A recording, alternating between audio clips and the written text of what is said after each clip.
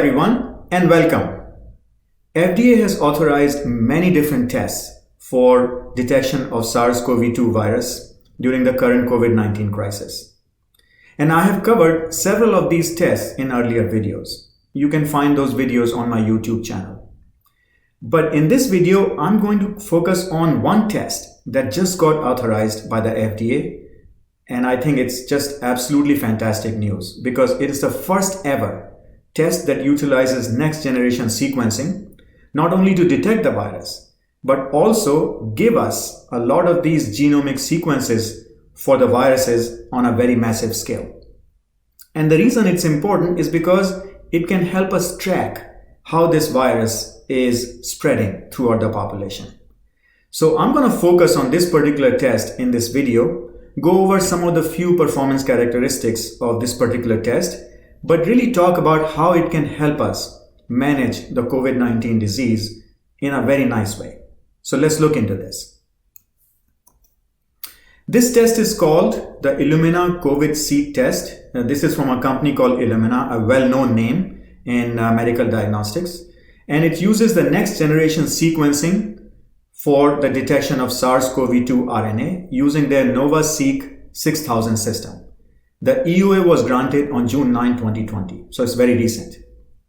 So far, FDA has authorized 138 tests. Most of them are RT-PCR tests, which are basically used to detect the presence of the virus. 117 RT-PCR, 20 antibody tests.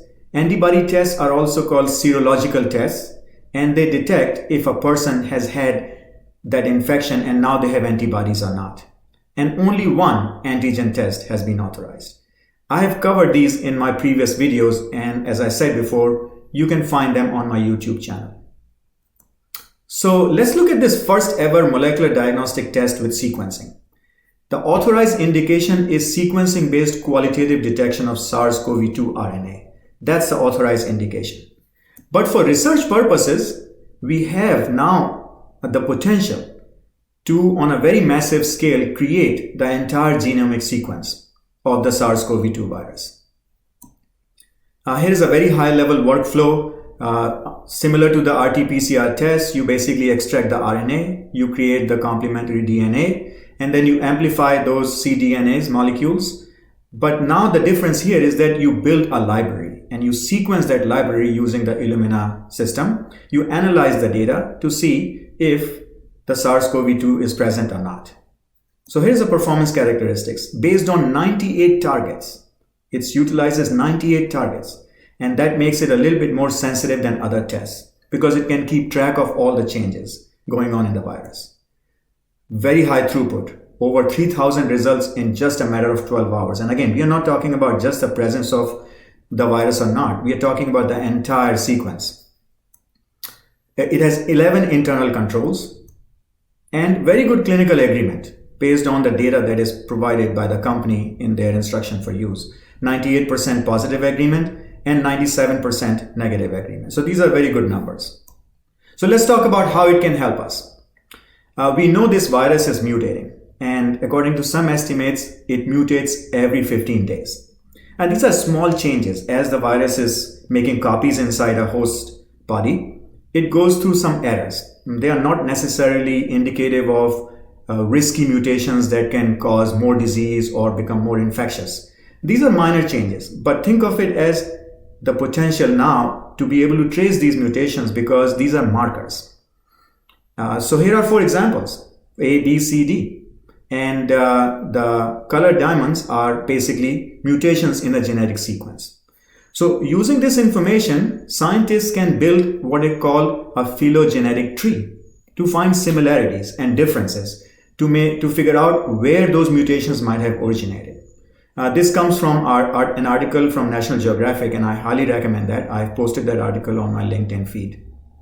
So now, what happens if the virus jumps from location 1 to location 2? It is shown here in this particular illustration, where now the mutation C is because of the virus jumping from location 1 to location 2, and we can track that location. Here is how it might work. So you have a patient, it has the mutation is shown in blue, Now it infects another patient, and now you have another patient that the virus might mutate to, let's say, another state, and so on and so forth. So basically what it's going to happen is it can go from one infection to another, and here's the mutation. So you can trace it. You can trace how it's traveling and how it's moving between location. So what's the big deal?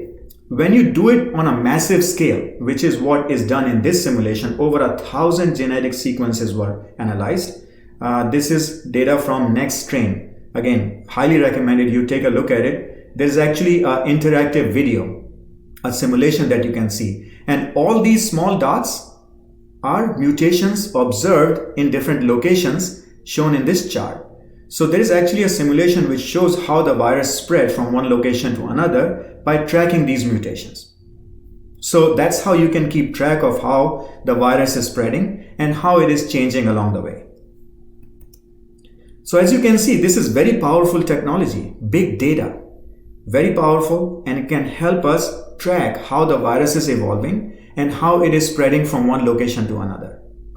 Now the other alternative is you do massive amount of testing and contact tracing. Not saying it should not be done, but here is another tool that can allow us in a very, very convenient way to track of this data. And now that this test has been authorized, real clinical samples will be evaluated for detection, but along the way, the company can generate massive amount of research data which can be provided to scientists, and they can create these maps that I just showed.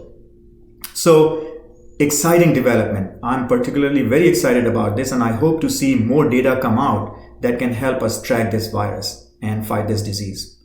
So a lot is happening, and the best way to keep in touch with all this is to subscribe to my YouTube channel, and I'll show you how.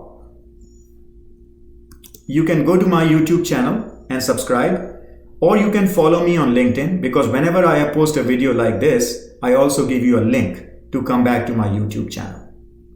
Send me your questions and comments. What are your thoughts and concerns? Anything that you are curious about or would like to learn more, I will address that in future videos. Finally, I thank you for your interest and attention, and I hope all of you are keeping safe.